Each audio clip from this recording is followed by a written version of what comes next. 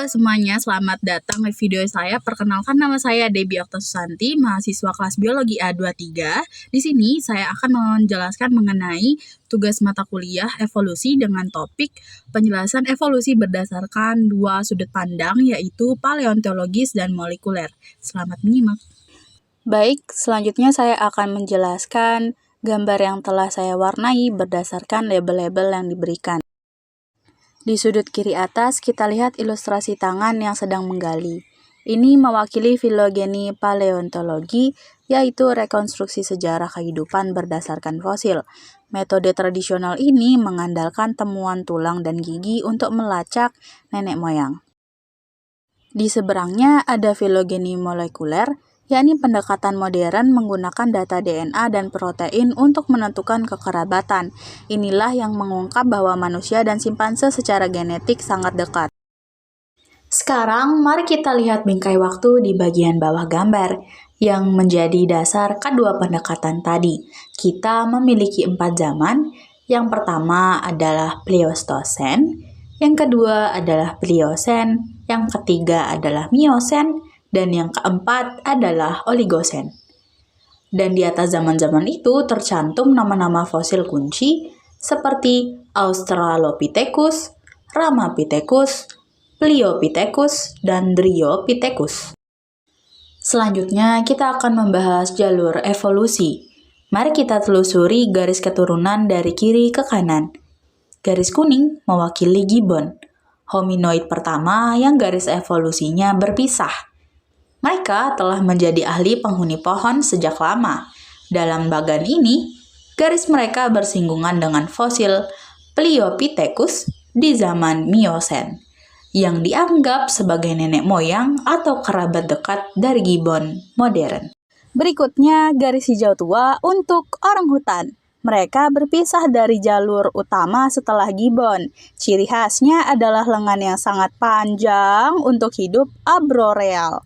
Dalam lintas evolusinya, kita temui fosil Dryopithecus di era Miocene yang menunjukkan ciri-ciri awal kera besar termasuk kemungkinan leluhur orangutan.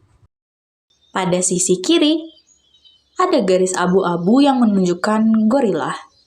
Mereka berpisah berikutnya, mengembangkan tubuh besar dan kuat untuk hidup di tanah. Fosil Dryopithecus juga muncul di jalur ini, menunjukkan bahwa ada nenek moyang bersama di masa Miocene yang kemudian memunculkan garis gorila dan juga kera besar lainnya. Garis hijau muda yang sangat dekat dengan kita adalah simpanse, yakni kerabat terdekat kita. Perpisahan evolusi antara garis manusia dan simpanse terjadi relatif baru.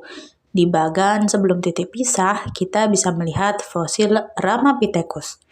Awalnya fosil ini diduga sebagai nenek moyang manusia, tetapi analisis molekuler kemudian menunjukkan kedudukannya lebih dekat ke garis kera, termasuk simpanse. Dan terakhir adalah garis berwarna krem yang berada di tengah dan menggambarkan manusia. Setelah berpisah dari simpanse, jalur kita sendiri berkembang pesat. Fosil terpenting di garis kita adalah Australopithecus yang berada di zaman Pliocene hingga Pleistocene, yang sudah menunjukkan adaptasi berjalan tegak pada kaki dua atau disebut bipedal. Meskipun begitu, otaknya masih terlihat kecil.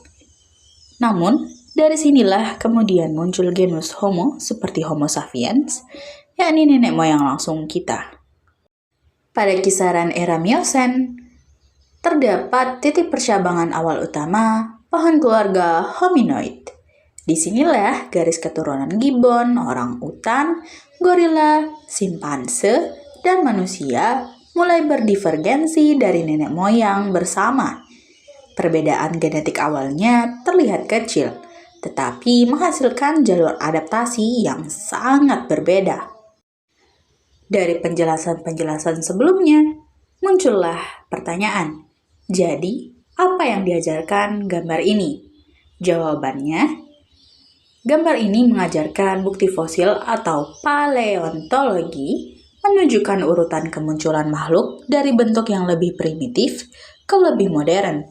Bukti molekuler mengonfirmasi dan memperjelas hubungan kekerabatan di antara mereka, seperti mengoreksi posisi Ramapithecus.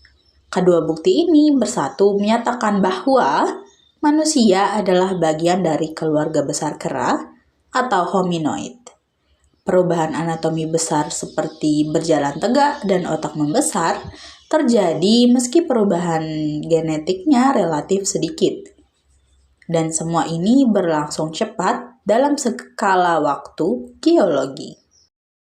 Demikianlah pembahasan kita tentang dua sudut pandang evolusi manusia. Semoga jelas dan menarik. Jangan lupa like, subscribe, dan share ke teman-teman lain. Sampai jumpa di video berikutnya. Bye-bye.